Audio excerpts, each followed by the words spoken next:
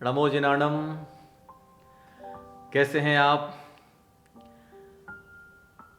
हम सभी अपने जीवन को स्वस्थ बनाना चाहते हैं, निरोगी बनाना चाहते हैं, आरोग्यता प्राप्त करना चाहते हैं और उसके लिए हम पूरे प्रयास भी करते हैं। लेकिन कभी कभी पूर्व जनित पाप कर्म के उदय से, असाता वेदनीय कर्म के उदय से कोई बीमारी हमारे शरीर को जकड़ लेती है और हमारा पूरा का पूरा जीवन असंतुलित हो जाता है। रात की नींद, दिन का चैन उड़ जाता है और बीमार होने पर केवल हमारा ही समय खराब नहीं होता, बल्कि हमारे साथ जो लोग जुड़े हुए होते हैं, हमारे अपने परिवार के लोग, उनका भी मन आकुलित, व्याकुलित और अशांत रहता है। कोई भी इंसान बीमार होना नहीं चाहता, कोई भी इंसान अस्वस्थ होना नहीं चाहता। प्रयास हमारे यही होते हैं कि हम हमेशा स्वस्थ रहें, निरोगी रहें। लेकिन पाप कर्म को हम कैसे टालें? हम ये जानते हैं, आचार्यों ने कहा ही है कि भैया असाता वेदनीय कर्म के उदय से ये शरीर रोगग्रस्त हो जाता है। इसलिए रोग के उपचार के साथ साथ रोग की जड़ पर प्रहार करो। बीमारी के साथ साथ बीमारी की जड़ क्या है, बीमारी का मूल क्या है? वो है असाता वेदनीय कर्म। बीमारी तो उसका एक तरीके से प्रतिफल है, बीमारी उसका एक बायो प्रोडक्ट है कि जब पाप कर्म का उदय आता है तो आपका शरीर अस्वस्थ हो जाता है। और हमारे शरीर में एक अभिन्न अंग है जिसके बिना जीवन की परिकल्पना करना ही असंभव है, वह अंग है हृदय। अगर आपका हृदय स्वस्थ है, मजबूत है, शक्तिशाली है तो आपका पूरा जीवन शक्तिशाली बन सकता है। और यदि आपका हृदय कमजोर है तो फिर आप एक अच्छे जीवन की परिकल्पना भी नहीं कर सकते। आचार्यों ने हृदय को शक्तिशाली बनाने के लिए बहुत सारे उपाय हमें बताए हुए हैं, लेकिन मैं कुछ सेलेक्टेड और अनुभूत प्रयोग ही आप तक पहुंचाने का प्रयास करूंगा। यदि आप किसी प्रकार से हृदय रोग से ग्रसित हो गए हैं, असाता वेदनीय कर्म के उदय से, गलत खान पान से, बहुत ज़्यादा ऑयली फूड खाने से, जंक फूड खाने से, फास्ट फूड खाने से, ऑक्सीजन लेवल कम आपका हो गया है, हीमोग्लोबिन की कमी हो रही है और आपका हृदय बहुत ज़्यादा कमज़ोर बन गया है, किसी भी बात से आप जल्दी घबरा जाते हो, एकदम से आपका बीपी हाई हो जाता है, एकदम से आपका बीपी लो हो जाता है, तो हृदय आपके पूरे शरीर को रक्त पहुंचाने का काम करता है। और आप लोग जानते हैं कि हिंदुस्तान में ज़्यादातर मौतें हार्ट अटैक से होती हैं, हृदयाघात से होती हैं। अगर आपके बॉडी में कोलेस्ट्रॉल की मात्रा बढ़ गई है, एलडीएल बढ़ गया है और इसकी वजह से आपको सांस लेने में दिक्कत हो रही है, कभी कभी आपके चेस्ट में अचानक से पेन होने लगता है, दर्द होने लगता है, घबराहट फील होती है, एकदम से पूरा शरीर पसीना पसीना हो जाता है, ये आपके हृदय की कमजोरी के संकेत हैं। अगर आपके चेस्ट में यदा कदा पेन हो रहा है, दर्द हो रहा है, एकदम से छाती में आपको भारीपन फील हो रहा है, आपको लग रहा है कि छाती में किसी ने 100-200 किलो वजन रख दिया है, सांस लेने में आपको परेशानी हो रही है, सांस जल्दी जल्दी फूल जाती है, थोड़ा सा भी आप चलते हैं तो आपकी सांस फूल जाती है, आपको किसी भी बात से एकदम से डर लगने लगता है, ये सारी की सारी जो बातें हैं ये लक्षण हैं हृदय की कमजोरी के। अगर ये लक्षण आप में दिखाई पड़ रहे हैं तो आप हृदय रोगी हैं। इसके साथ साथ दूसरा विकल्प है हार्ट का बीपी से। तो अगर आपका बीपी लो रहता है तब भी आपका हार्ट कमजोर है, यदि आपका बीपी हाई रहता है तब भी आपके हार्ट अटैक की संभावना रहती है। और अभी हमने हाल ही में देखा, जब 2019 और 2020 में कोविड पेंडेमिक हुआ तो ज्यादातर लोग कोविड की वजह से मरे, या फिर सेकंड देखा गया तो जो लोगों को कोविड तो था, जो कोविड से ठीक भी हो गए थे, लेकिन उनको हार्ट अटैक की वजह से इस दुनिया से छोड़ के जाना पड़ा। कोविड के बाद में दूसरी बड़ी वजह बनी थी हार्ट अटैक, हृदय का कमजोर हो जाना।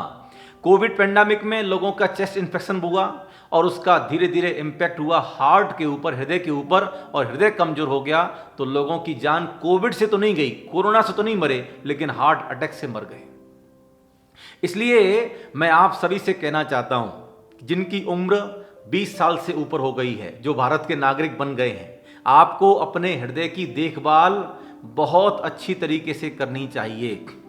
आप खूब पैसा कमाते हो, मेहनत करते हो, धन उपार्जन करते हो, खूब पैसा आपने कमा लिया, लेकिन भैया उस पैसे को भोगने के लिए यदि आपका शरीर ही ठीक नहीं होगा, शरीर ही स्वस्थ नहीं होगा, तो आप उस पैसे को क्या करोगे? क्या करोगे पैसा कमा करके? इसलिए जितनी देखभाल आप अपने पैसे की करते हो, तिजोरी में कैद करके रखते हो, हैं, जितनी सुरक्षा आप अपने पैसे की करते हो, धन संपत्ति करते हो, उतनी ही सुरक्षा आपको अपने शरीर की भी करनी चाहिए, अपने हृदय की भी करनी चाहिए। आज हम हृदय रोग को कैसे दूर कर सकते हैं, इसके बारे में थोड़ा सा विचार करेंगे मांत्रिक साधना के रूप में। मंत्र विज्ञान में हृदय की चिकित्सा कैसे की जाती है? तो सबसे पहले तो हृदय हमारे शरीर का अभिन्न अंग है, हमारे केंद्र में, शरीर के केंद्र में स्थित है। अगर हम चक्रों की अपेक्षा बात करें तो मूलाधार, स्वादिष्ठान, मणिपुर, उसके बाद अनाहत चक्र आता है। तो अनाहत चक्र पर आचार्यों ने बड़ा जोर दिया है। अनाहत चक्र की जागृति, अनाहत चक्र की शक्ति का जागरण करने के लिए आचार्यों ने एक अलग मंत्र दिया है, अनाहत विद्या मंत्र। आप इस मंत्र को लिख लीजिएगा। ये आपके अनाहत चक्र की जागृति करता है, आपके अनाहत चक्र की शक्ति को बढ़ाता है। मैं मंत्र बोल रहा हूं, ओम ह्रीम श्रीम अरहम अ सी आ उ सा अनाहत विद्यायै अरहम नमः। ये मंत्र आपको नीचे डिस्क्रिप्शन मिल जाएगा और स्क्रीन पर लिख के आ रहा है, आप इस मंत्र को नोट कर लें। ओम ह्रीम श्रीम अरहम अ सी आ उ सा अनाहत विद्यायै अरहम नमः। ये मंत्र की रोजाना 108 बार जाप करना प्रारंभ करें। इसी के साथ जो दूसरा हृदय का प्रतिनिधि बीज मंत्र है वो है ओम ह्रीम णमो सिद्धाणम। ह्रीम बीजाक्षर जो है वो आपके हार्ट पर वाइब्रेशन क्रिएट करता है, आपके हृदय को शक्तिशाली बनाने के लिए वहां पर प्रकंपन पैदा करता है।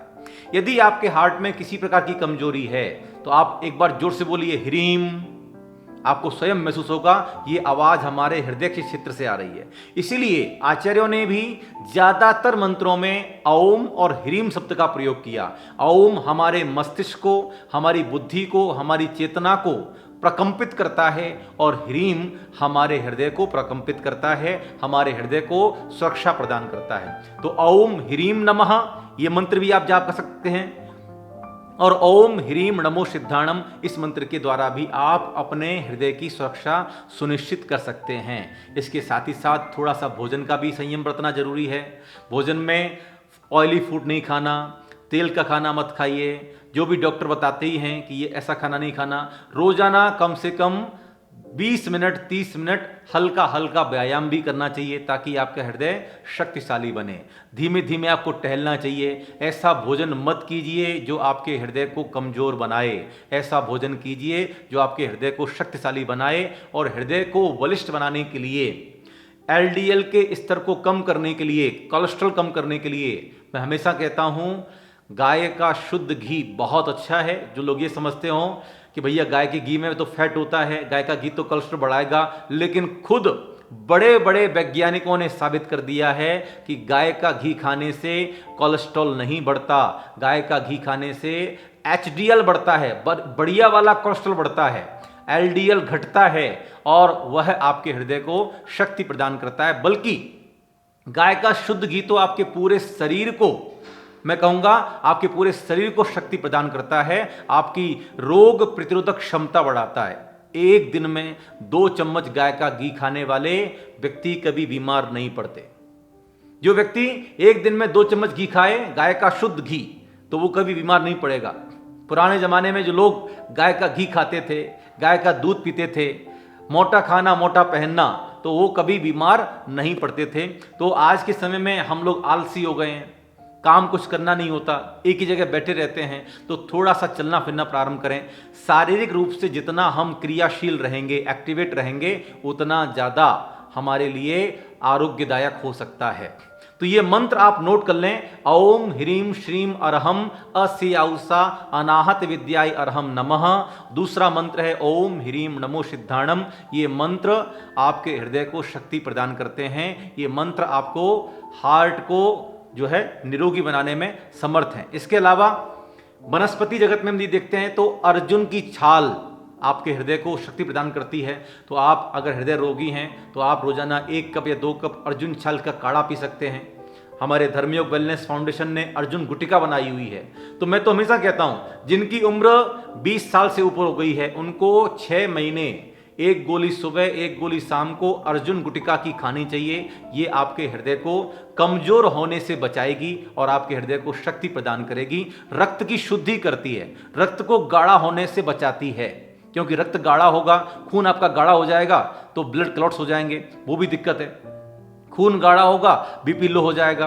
तो ये सारी की सारी समस्याओं का जो समाधान है तो अर्जुन गुटिका आयुर्वेद की अच्छी औषधि है। ऑर्गेनिक अर्जुन गुटिका आप लोग ले सकते हैं धर्मयोग वेलनेस फाउंडेशन की। और जिनकी उम्र 20 साल से अधिक है उन्हें रोजाना 1 गोली सुबह 1 गोली शाम को गुनगुने पानी से अवश्य लेनी चाहिए। ये आपके हृदय को शक्तिशाली बनाएगी। आप हृदय रोगी हैं तो भी लीजिए, नहीं हैं तो भी लीजिए, ये आपको हृदय रोगी नहीं बनने देगी। साथ में मंत्र साधना के द्वारा पाप कर्मों की निर्जरा कीजिए, क्योंकि ऐसो पंच नमो यारो सौव पाप प्रणासनो मंगलाणम च सौवेसिम परमम हवई मंगलम। यह पंच नमस्कार मंत्र सभी पापों का नाश करता है।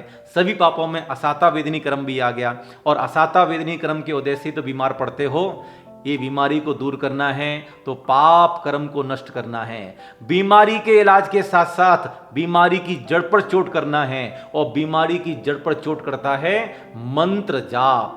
जो व्यक्ति अपने जीवन में इष्ट देव की आराधना और इष्ट मंत्र की साधना करता है वो कभी दुखी नहीं होता, कभी बीमार नहीं होता, हमेशा स्वस्थ रहता है।